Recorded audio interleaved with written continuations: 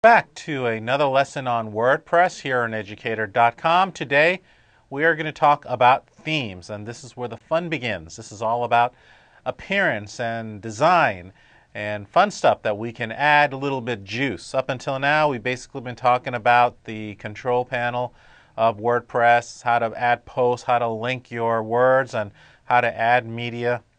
Well, here we're going to talk about the look and feel, and this is what basically puts the taste behind the flavor, and it really is important to understand the themes. Let's dive right in and kind of go into themes a little bit. I'll go ahead and activate the slides here. So what are themes? Well, we're going to be talking about that. What are they, and how do we edit them, and of course how do we change them? Well, I'm going to be telling you right now that this is an intro to themes, because themes are pretty complex. So today's lesson is mostly about, if I could rename it, I would call it the introduction to themes.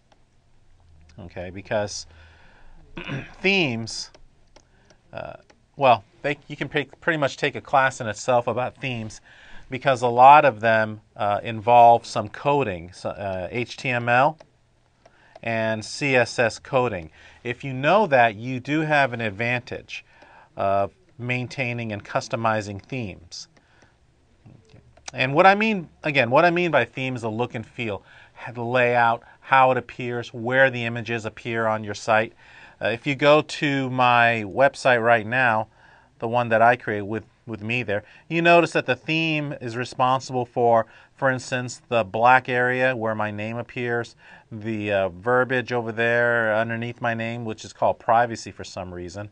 But at any rate, we're going to change that. And of course, the colored background behind the text.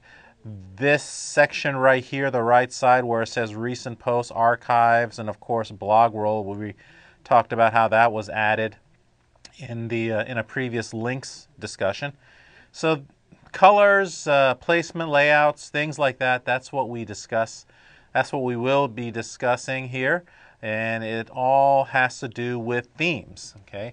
And of course, you can control that. It doesn't matter which theme you have, you can always control it and customize it to your likability if you know some HTML and CSS. Now, here's a good thing. You don't have to know HTML and CSS to have the theme that you want.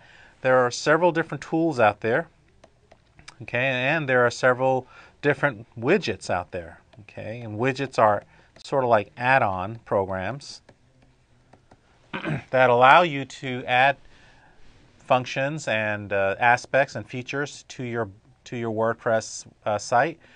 And we're going to be discussing that also in a later. So today, right for this lesson only, we're only going to be introducing themes. And I think you'll find it very enjoyable, because it really allows you to have more control over your look and feel. And you'll see why after this is why WordPress is becoming pretty much the world's #1 CMS system. So why don't we go to the next phase and